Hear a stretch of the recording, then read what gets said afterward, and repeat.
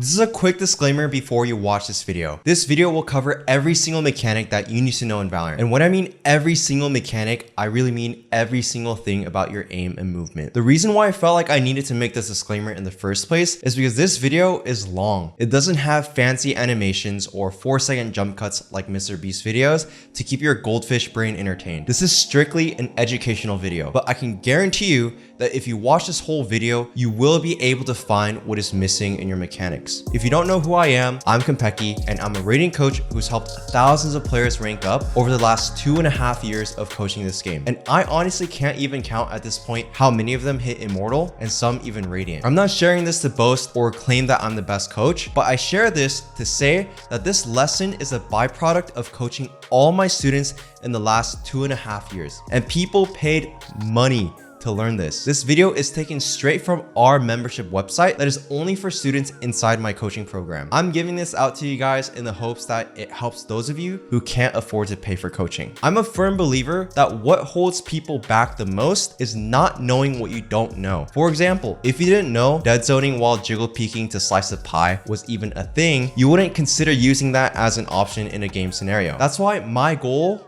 for you with this lesson is simple. The first is to learn what mechanics exist in the game so you're not missing anything. And the second is to give you the tools to implement what I'm teaching you. Unfortunately, because I'm not able to see your actual gameplay, I can't go through the third and last step with you, which is timely feedback. I'm not able to see whether you're doing the drills correctly or not. It'd be great if I could give feedback to everyone, but my time is limited and I can only offer personalized feedback to students inside my coaching program. Therefore, if you feel like you still can't give yourself feedback even after watching through this video, message me the word mechanics on Discord to see if you'd be a good fit for a coaching program. I next want to talk about mechanics. The goal of this section should be for you to understand what actually is good aim and what is good movement, all the different components that make up these different topics, and how we can actually combine them together in order for us to know what is actually a good peak, what is actually a favorable gunfight, how do we actually isolate angles, and all these things. So let's first start off with the components of aim. So a lot of people, when they first start off playing, they think I need to be playing a lot of aim labs, I need to play a lot of aim trainers, I need to go into the practice range and just play a lot of hard bots, all these different things. But that's actually training your active aim. Your active aim is everything that involves your mouse movement during gunfights. So that's like with flicking, where you move your mouse from point A to B as fast as you can. Tracking, which is where a target is moving on your screen, whether it's because you're moving yourself or because the target itself is moving. You're trying to keep your crosshair on the target that's tracking. And with micro adjustments, it's where you make these slight adjustments to your crosshair so that you're able to make sure to shoot only when your crosshair is fully on the target. Okay, so those are the basic components of aim that make up Valorant. And then there are gun mechanics. So with spray control, recoil control, you are pulling down your mouse in different patterns with different speeds too. So that is your active aim as well. And bursting, tapping, and spraying, that's also just controlling just the clicks on your mouse. And with aim trainers, that's again just practicing your raw aim inside those aim trainers. So aim trainers allow you to try to focus a little more on working on specific components of your active aim, whether it's like your micro flicks or wider flicks, your tracking, your micro adjustments and all that. But the reason why I put 20% is because your active aim is actually only 20% of the equation. The other 80% of your aim actually comes down to your passive aim, which is determined by your crosshair placement when you're not in the middle of a gunfight. If you really think about it, when you're playing a game, most of the time, you're not actually shooting at someone. You're not actually in the middle of a gunfight. A lot of times, you're taking steps to clear every single angle out. You're making sure your crosshair placement is in a location where you can actually anticipate an enemy from peeking you. If not, you're actually going to be relying on your active aim. The more you have to actually rely on your active aim, the more you're likely to lose the gunfight. So heavily just prioritizing working on your passive aim instead of spending most of your time on aim trainers and all that. Just spending more time working on active aim is clearly not the best use of your time. I'd say if you're just starting out the game and you're shaking on a lot of these mechanics, that's going to help a lot. You're going to reach a certain threshold where just spending more time working on these things aren't going to yield that good of a result compared to you focusing on like your crosshair placement, you know, understanding the different variations in height depending on distance and platform heights, and also just understanding different objects around the map that you can use as guidelines to know where head height is for the enemy character models. So right now I'm going to switch over to the game and show you guys all these different little components of aim that I'm talking about. And this will be the first drill that I will show you. So what you're going to do, you're pulling up the range. I want you to turn on practice. You can keep the armor on or off. Doesn't really matter. And you want to stand right here where the tiles don't line up. You see this line right here. And you want to stand right in the middle with a classic. And you're going to pick point A and B that you're going to flick to. So you're going to pick 2 targets. So I'll pick this one and this one first. And so I'm going to flick from point A to point B as fast as I can. And it's okay if I'm inaccurate with this, okay? It's okay if my flicks are off. But I'm going to flick as fast as I can. And notice how my crosshair is slightly off. So this is where the micro adjustment comes in. And I'm going to snap and I'm going to shoot. And then what I'm going to do is I'm going to snap back to point A again, micro adjust and shoot. And I'm going to repeat this back and forth. Okay? And with the flicks, I want you to try to go for speed instead of precision. But for the micro adjustments, after we flicked once, I want you to go for precision rather than for speed. Okay? So the flicks can be as fast as you can, but for the micro adjustments, you should take as much time as you possibly need so that you make sure that your crosshair is lined up before you take the shot. So when we do speed this up, it's going to look something like this. So notice how a lot of times my crosshair is sometimes off, but I'm always making sure that I'm micro adjusting before I actually end up taking the shot.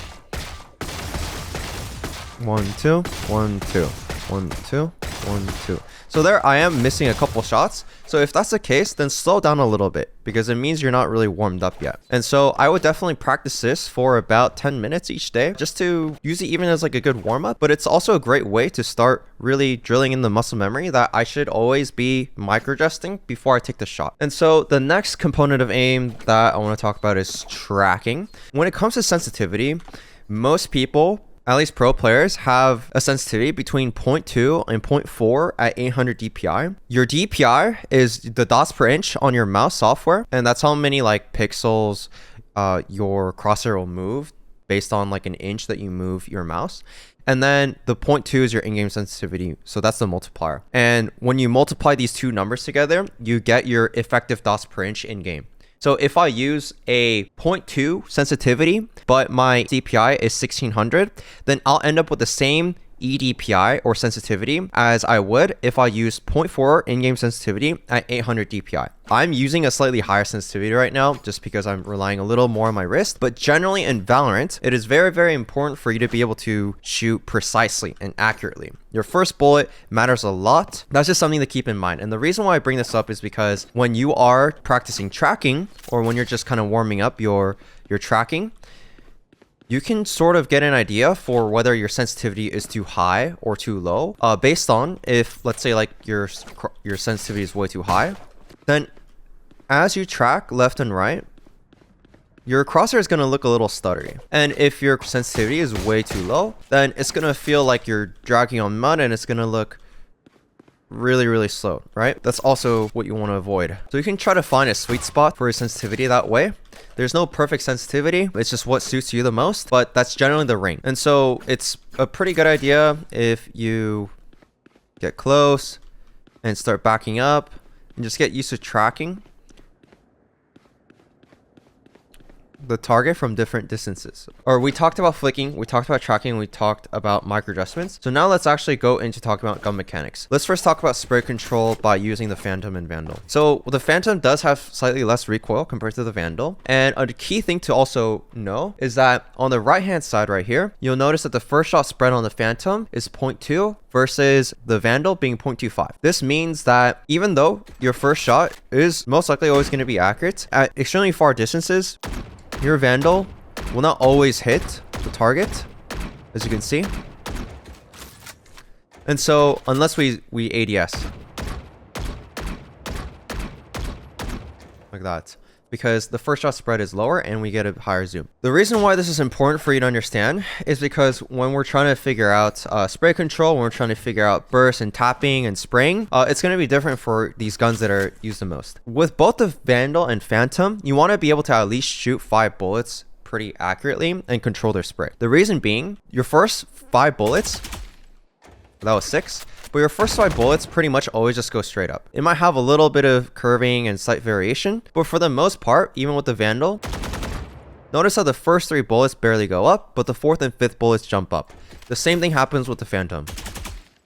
So notice how it doesn't go up as much. Sometimes the first 3 bullets are even more tightly grouped than the Vandal.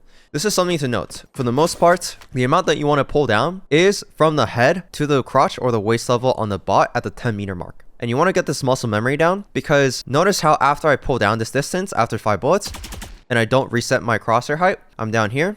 But if I just pull down the same distance at 20 meters with my mouse, notice how all my bullets still hit, but now I'm down below towards the ankles, 30 meters.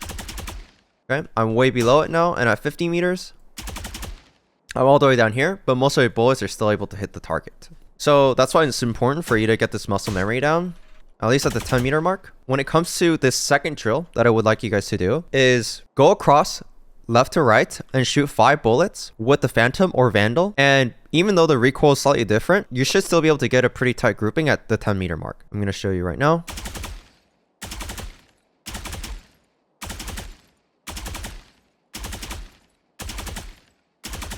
Okay, so that's with the Phantom and with the Vandal.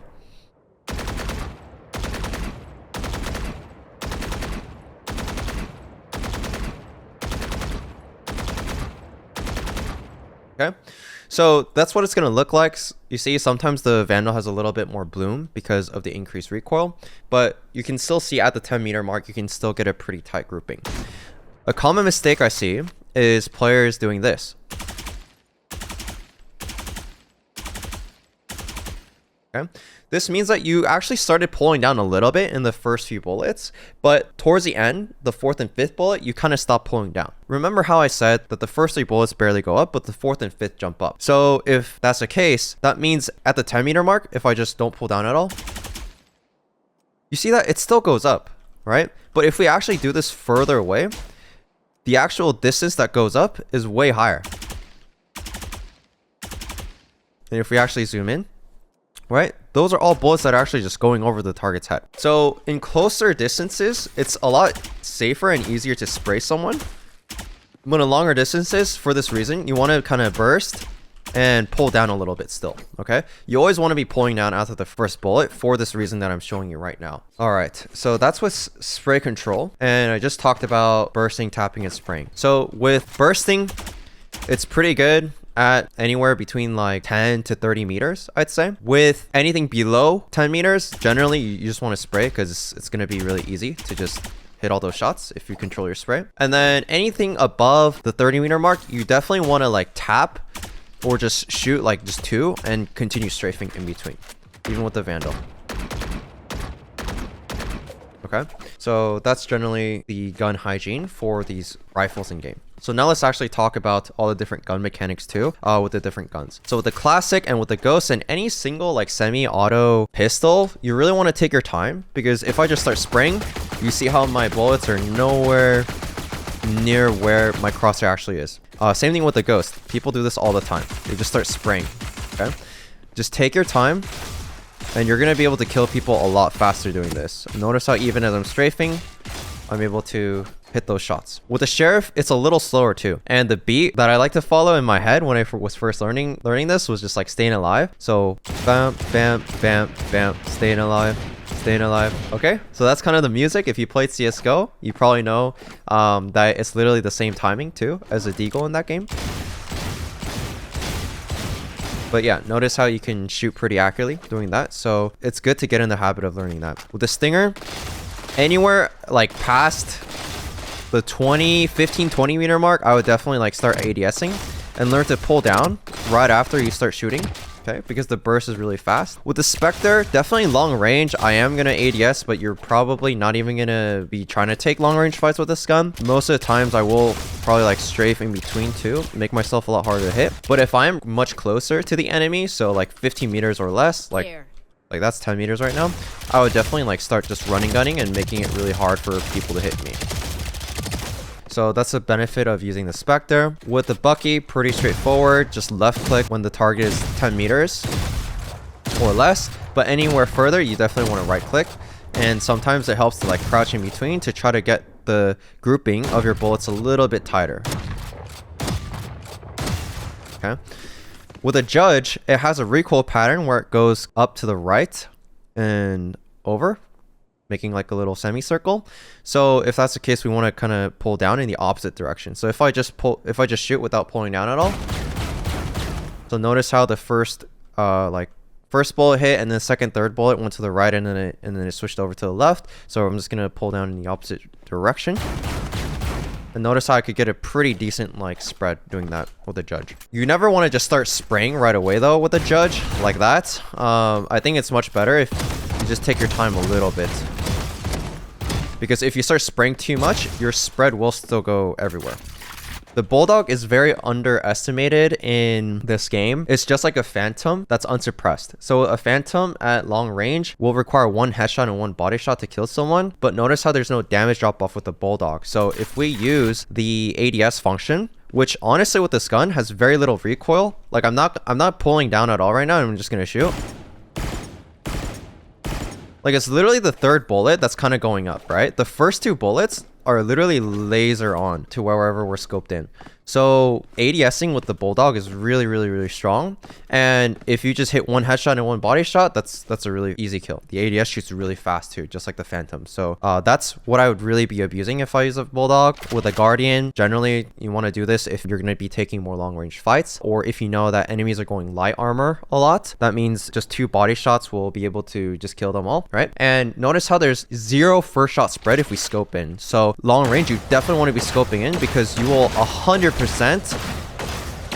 hit the shots wherever your crosshair is. Okay, there will be no RNG, which is very unique about this gun when you scope in. With the Marshal and with the Operator, you definitely want to get in the use of being able to peek and counter strafe or jiggle peek or dead zone, and that's something that we'll get into. We can come up here and practice your flicks and micro adjustments. And this is how sometimes I warm up if I know I'm going to be playing a character like Jet where I'm going to be opping a lot. Okay, so that's something that you should definitely know about these two guns. With the Ares and Odin, generally when you ADS, your bullets will always fly to wherever your crosshair is. So you can just practice controlling the spray. And it'll just generally go up and start going left and right. So that's how you can control it. Odin, same thing. And you will notice that on the bottom right, fire rate is 130% when you scope in. It doesn't change with the Ares. Ideally, with an Odin, you want to scope in and just start shooting. And because it has high penetration too, if you know that people are pushing you and they're about to swing you, instead of just straying like this, sometimes you can just spam and wallbang so that if people who are trying to even like cross over to peek you, will just instantly get shot through the wall. And because it's shooting so fast, you're just gonna kill them. And speaking of gun mechanics, I also want to talk to you guys about the best way to pick up guns in this game. So instead of looking down and pressing the function key, it's better if you just drop your weapon and then press 1 again to pull out the weapon. This way it doesn't throw off your crosshair placement, and you can always be ready for the gunfight as soon as you pick up the gun. And using this mechanic too, you can also juggle weapons. So as I'm running forward, I'm just spamming 1 and my drop key. That way you can just move rifles away from the enemy team if you don't want them to grab it, especially if they're on an eco. So that's the last thing about gun mechanics. In terms of aim trainers, I will link a playlist that you guys can practice if you're completely new to FPS and mouse and keyboard. But definitely, I think you'll get a far better return on investment of your time if you just practice these in-game mechanics. So now let's talk briefly about passive aim too. So in terms of crosshair placement, there are guidelines throughout the map that you'll be able to tell where head height is. So these crates, these wooden crates that you see all around the different maps, they're sometimes wooden, they're sometimes like Radianite crates. There's a bunch of different ones, even metal ones, but this one's too short, but this one's tall enough. So all these boxes are the same height as the character models in game. So the dead center of the head will literally be right under these boxes.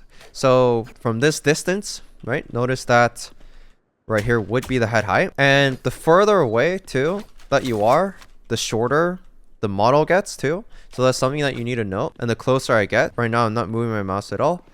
So right now I'm right in the center of the head, but the more I walk backwards, my crosshair is getting far and far above it. So that's something that you need to account for. And in terms of stairs too, again, this would be about head height. So you just trace it. trace, and make parallel lines based on the different heights in the game. And the passive aim will also involve your movement, the way you peek and clear angles, which we'll talk about after I go over movement now and go over some drills as we combine the components of movement and aim together. So in Valorant, there are a couple different types of peaks. So there are standard peaks, jiggle peaks, shoulder peaks, jump peaks, wide peaks, and silent step peaks.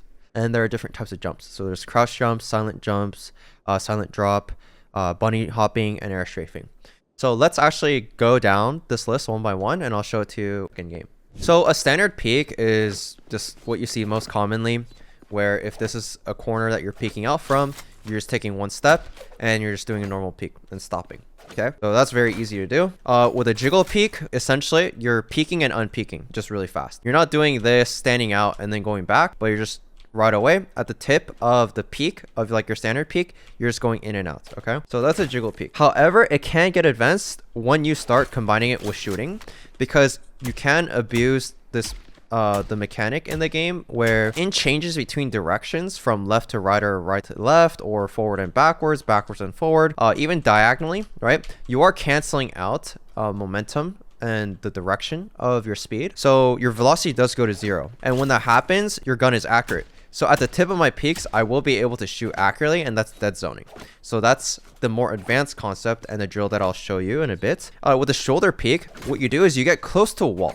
Because in this game, there's this concept called angle advantage and disadvantage. What that means is whoever is closer to the corner that you're in front of will have their shoulders peeking out first compared to someone who's a little further away also holding that angle. The reason for that is because the closer I am to the wall, my field of view is shrunk. Okay, because this wall is cutting my angle. However, my character model is still sticking out on the left side for the person that's standing further away from the wall. So shoulder peeking is actually abusing this mechanic where I know if I am standing close to the wall, if I just peek a little bit to the left, even if I don't see the person on my screen, they're going to be able to see my shoulder, and they might try to take a shot to try to hit me. And that can actually throw off their crosshair placement, because it might look like I'm just going for a jiggle, but in reality, I'm just throwing out my shoulder and peeking with my shoulder. And after baiting out a shot, I can then peek out wide, which is the next type of peek that I want to talk about, to throw off their crosshair placement. Most people, so when you're holding an angle, let's say I'm getting ready for someone to peek behind this right side of this wall. I'm never going to hold this tight,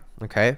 Because people are always just going to swing past it, and there's no way that you have the perfect reaction time to be able to shoot someone below 100 millisecond response time, right? So it's much easier to aim about like 2 crosshair width away from the angle that you're holding so that you can shoot as they run into your crosshair. However, if someone is throwing a jiggle peek or throwing a shoulder, sometimes what will happen to the enemy's crosshair placement is it'll end up moving to the right, because now they might try to even like wallbang you and like hit you on the shoulder. But after you take those shots, you all of a sudden swing really wide, then they have to track or they have to flick again and micro adjust to your head as you are peeking out wide.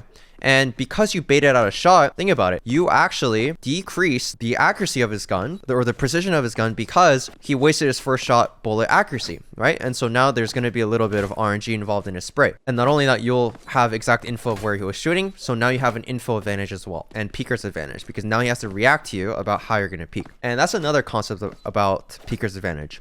So if you're just holding an angle like this, and if someone peeks you, you're going to have to react to how this person is going to peek you. Whereas if someone is just is anticipating you from holding an easy angle, then they can instantly peek, have their crosshair ready, and shoot. That's generally why you don't want to be just holding an angle still.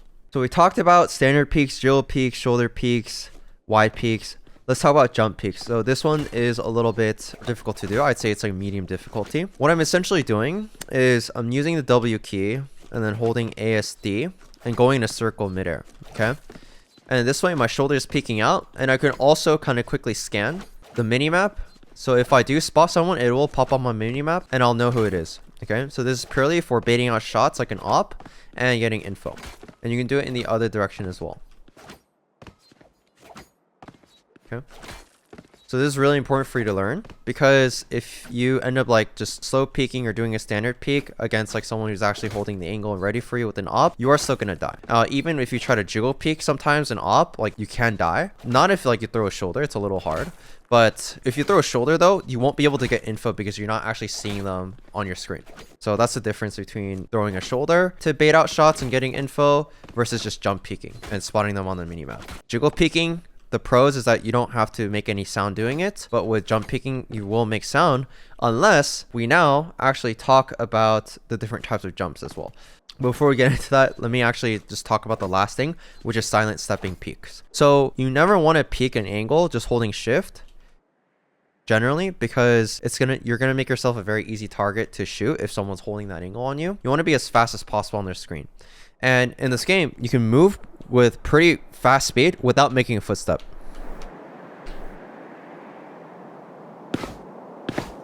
So if I hold it for a little too long, I'll make a footstep.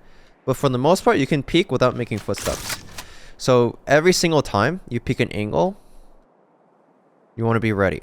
Okay, so those are silent step peeks. And the last type of peek that I want to go over is crouch peeking. So crouch peeking is not holding crouch and then peeking out like this, but it's crouching as you peek out into the open so that you have a little bit more speed. Because if you just crouch like this and peek, that's the same thing as holding shift and peeking out. And that's an easy way for you to die. Crouch peeking is useful if you're trying to throw off the enemy's crosshair placement as well. Just like how you were shoulder peeking, just like how we were wide peeking. It's just another way for you to throw off their crosshair placement. Now let's talk about the different types of jumps. So with the crouch jump, essentially you're just holding crouch midair and letting go to be able to get on top of these boxes. So sometimes like if you hit the ledge and then you let go of crouch midair, then it'll just automatically boost you up on top of the box. And that's easy to do. And if you want to really practice it, you can come over here to this part of the practice range.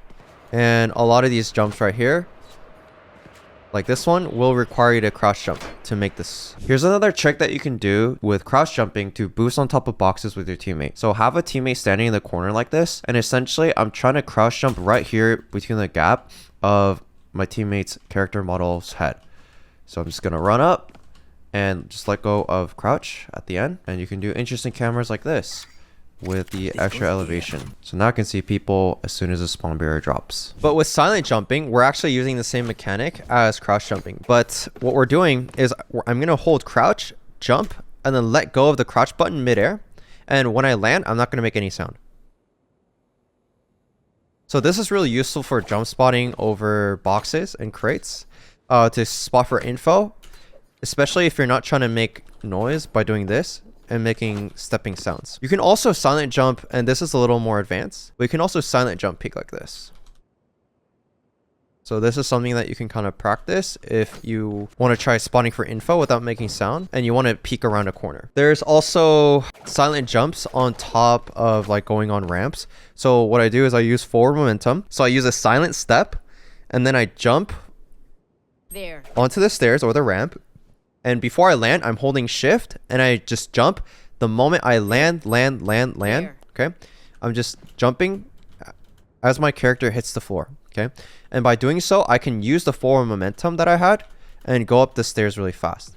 And this is really useful when you're just trying to cut time. Rotating over, sometimes you can make a lot of cool jumps, like let's say on Haven garage window, you can make some cool strafing silent jumps and peek into window really fast without getting your legs caught on the ledge. Bunny hopping is just using air strafing and just combining it with well-timed jumps. So in this game, you can have different movement inputs. There's two different types of movement inputs through either your direction keys, WASD, and also your mouse. So if I hold W and I move my mouse, I'm going to start just going forward in the direction that I'm holding my mouse. And if I'm not moving my mouse, I can just move forward, back, left, right. I can move diagonally by holding two keys together. And if I hold A and D at the same time right now, it cancels out the movement as well. Okay. So in this game, if I combine those both input keys together, I can also strafe in the air by jumping. So I'm holding W and A, and I'm also turning my mouse around after I jump, and I could go in a full circle.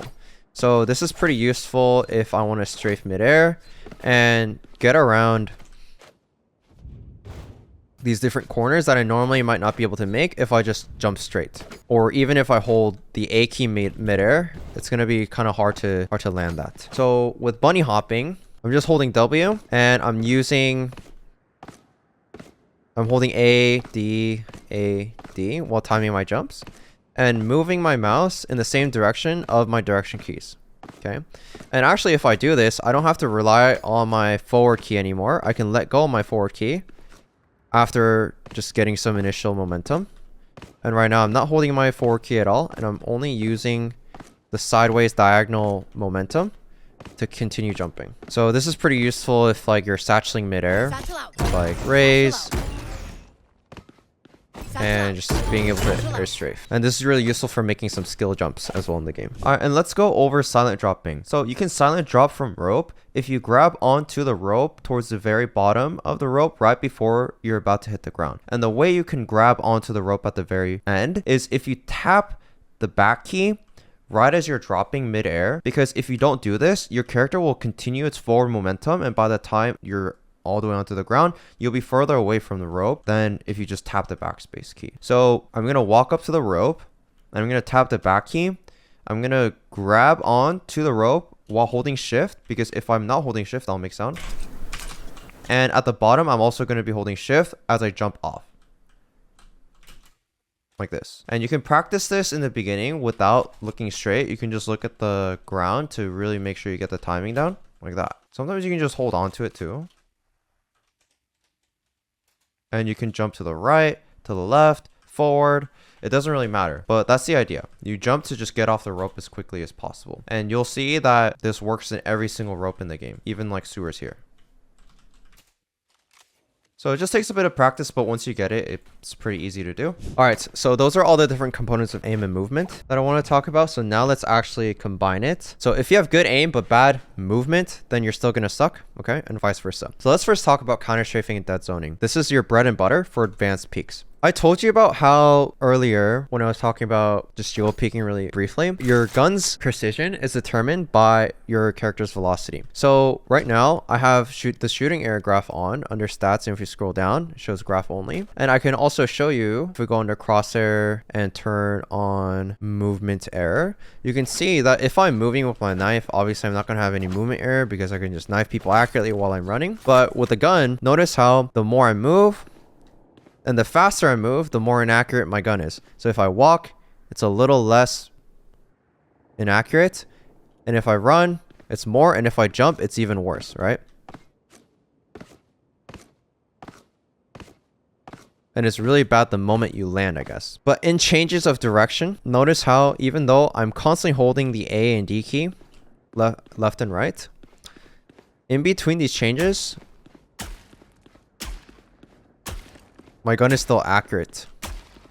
So there, I shot a little bit early. So the point of learning how to dead zone is for you to be able to shoot accurately between your jiggle peaks. The term counter strafing was coined in Counter-Strike because in that game, whenever you would hold A and let go, your character would continue to glide a little bit, like as if you had ice skates on. But in this game, the moment you kind of let go, your character stops. And in Counter-Strike, you'd be to combat you from like sliding more and like having your aim get all inaccurate, you can kind of stop by tapping the opposite direction key, like tap, and then shooting right away. And in Valorant, it's the same thing. It's the same idea. If I'm moving and I tap the opposite direction key, I will come to a stop. But in this case, with dead zoning, I'm just moving left and right the whole time and not tapping the opposite direction key, but I am only shooting once and moving in between. All right. So that's the key here. And to practice this, so this is the third drill that I would like you guys to do. So go to this pole right here, stand right here. You see the width of this window, okay? Just double that and stand on the left. Okay, so this is your starting point. And so for level 1, I'm going to stand right here by the pole. So level 1, I'm going to start from the starting point and all the way to the edge, okay? So this is level 1. I'm constantly moving left and right. I'm not doing this where I move and then stop and shoot, okay? I don't want to stop at all. I always want to be moving. I always want to be moving, and the only time I'm shooting is in the changes of direction. If I shoot too early or too late, you'll notice the blue shooting bar or blue shooting error bar. That means your shots were inaccurate. So this is level 1. Level 2, you just half the distance, okay? So now, so the first level, this edge, second level, this edge right here from the same starting point. And then the third level will be half this distance. And then level 4, now I'm actually going to use my mouse. For levels 1 through 3, I was not moving my mouse at all. So don't do this where I'm moving my mouse to shoot. Okay? Only aim with your movement. And this will actually get you in the habit of being able to control the distance of your peaks and aiming with your movement, which is actually a really big part of your passive aim. So this is like a compound exercise. For level 4 though, I'm going to be moving the same distance as level 3, but this time I'm going to actually be tracking just one spot. A bonus practice, if you do actually manage to do level 4 correctly, you can do this as an additional bonus. It is not optional, but now you can use this pole as a piece of cover that you're peeking out from, and you're just working on hitting accurate shots between your peaks like this. So you can practice it like that. You can also use a sage wall, hide behind it, and shoot that way. Okay, so that's the third drill. Now let's talk about crosshair placement and angle isolation, okay, by combining the components of aim and movement together. So for this, I'll actually be going into a custom game mode and show you how Radiant players actually peek and clear everything. So there are a couple different ways for you to be able to peek in this game. There are 3 main ways that you should be peeking. If you're peeking in any other way, it's unoptimal. I will first show you common ways that people peek that is really, really bad. So this is the first method.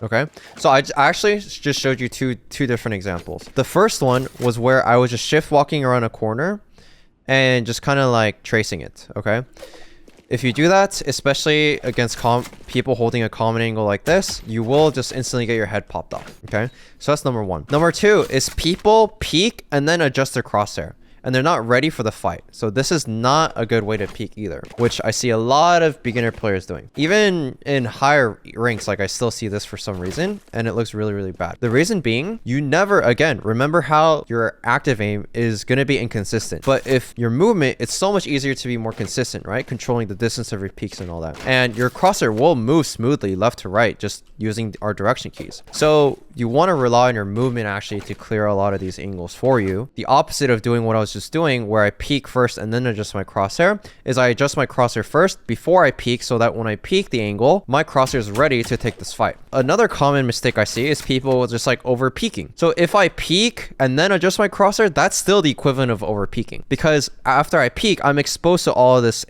space and I'm gonna have to readjust my crosshair. So this is where the concept slicing the pie comes in. I'm gonna pre-aim each of these angles and I'm gonna do a silent step to clear all these angles. Okay, so that's slicing the pie with silent peaks. You can peel the angle. Peeling the angle is just tracing your mouse around the angle, and you can do it shift walking, which you can if you're just getting close and you don't expect someone to just be holding you, right? So you never want to just shift walk and trace the angle in a common angle. But if you're just kind of like walking up slowly, then you can. Like here, I'd be tracing it as I'm like walking up, but by the time I get to this cubby, because I know like someone can be sitting there, I'm gonna do a quick silent step and peek. So you can peel the angle. You can do it faster too, like this, with just silent peeks. You can also just do it running, right? If you're just getting onto sight. So that's peeling. You can slice the angle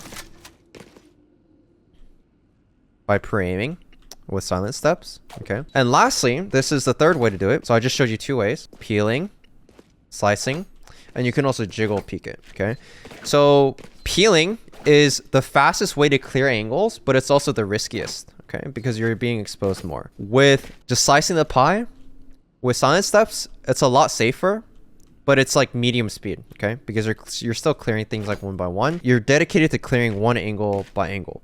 With jiggle peeking, you're actually doing silent steps, but actually going in between, going back into cover. So it's like the longest, but it's the absolute safest way to clear angles. So an example of like when I'd actually do this is if I'm lurking up on B as my teammates are making noise on A. Okay, so if I'm playing chamber and my teammates are making a lot of presence over on A, then I'd probably just start walking up. And notice how I'm peeking little by little, wider, one by one. Shift walking. Peeking that. A lot of these common angles, I'm just going to be going in and out. The reason being, I don't want to commit to a fight yet, okay? I'm not committing and looking for a fight. I'm just walking up and seeing if there's someone holding me. So my goal is like just clearing all of this one by one, little by little, as safe as possible. So even if someone's holding me, if I just like jiggle that angle, it's going to be really hard for them to hit me and kill me. And because you just learn how to dead zone by doing level 3 and 4 of the drill, if someone is there, you're actually going to be able to shoot accurately as you're clearing these angles and going in and out of it. It literally looks like your bullet is curving around the corner too, if you really get this down. Okay. So that's like the most advanced way I say to like peek and clear angles, and it's the safest way to do it. If you're actually gonna practice peeking now and clearing angles, one very important rule that you have to understand is the T rule. Every time that you are peeking an enemy, you want to be perpendicular to their line of sight. So if someone is holding this angle right here, this is the line that they're aiming.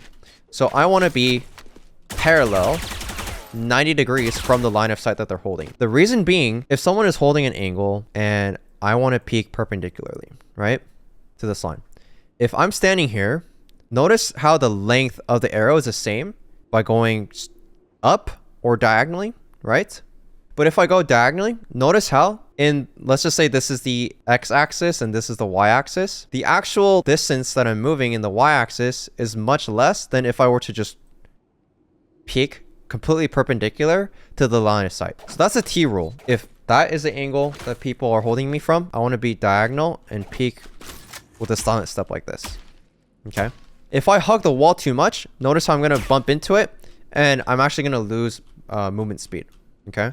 So you really don't want that either. And again, with angle advantage too, the person that's over there is going to have angle advantage because notice how this corner is much further away from this angle compared to me peeking from inside B main. So that's also why you don't want to just be shift peeking this angle. We want to be using the T roll and using silent steps to peek it, or just do a quick jiggle peek and you can pre-fire these common angles as well. Okay. So now that you understand angle advantage, peeker's advantage, just all the different types of peeks, let's combine it and how I'm going to isolate gunfights too on site and clear it. So here, I'm going to use the T roll. I'm not going to hug the wall. And I'm just going to jiggle peek and slice the pie. Okay.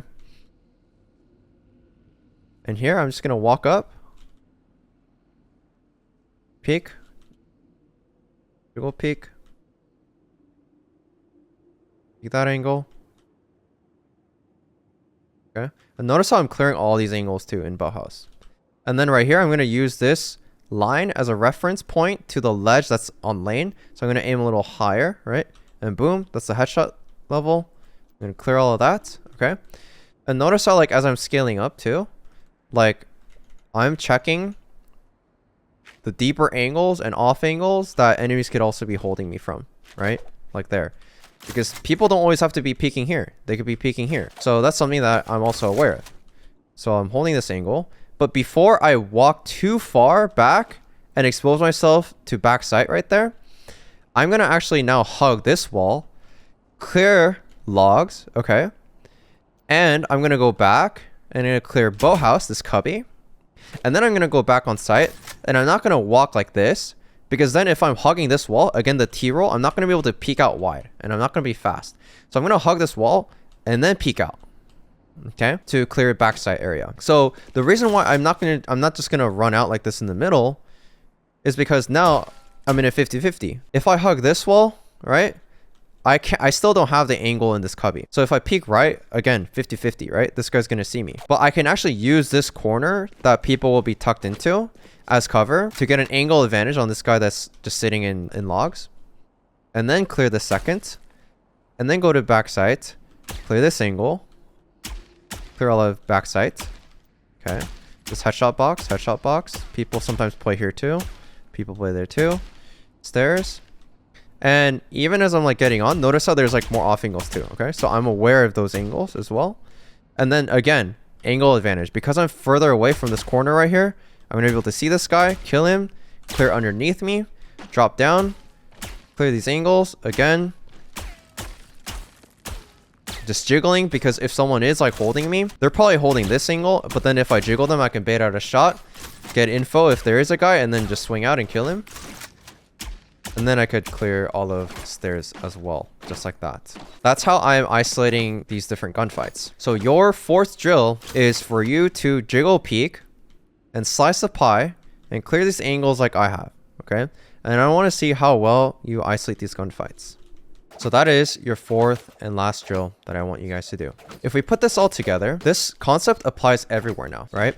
Even when clearing a main, I'm not going to be peeking from this angle where I get an angle disadvantage, but I'm going to try to even out a little more by peeking from a little further away, okay?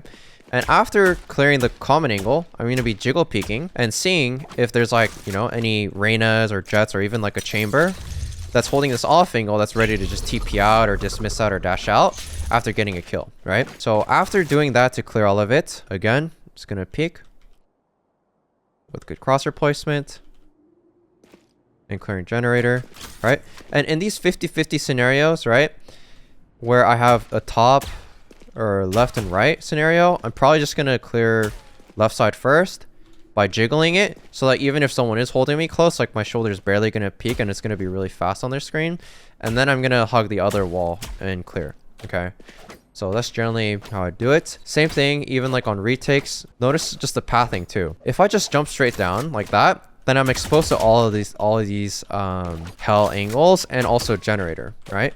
But I can isolate hell by air strafing and hugging this wall, right? And now I can silent step and peek these angles in hell and slice the pie. Okay, after, so I'd probably like just isolate my 1v1s, fight gen, and then peek and kill players hell.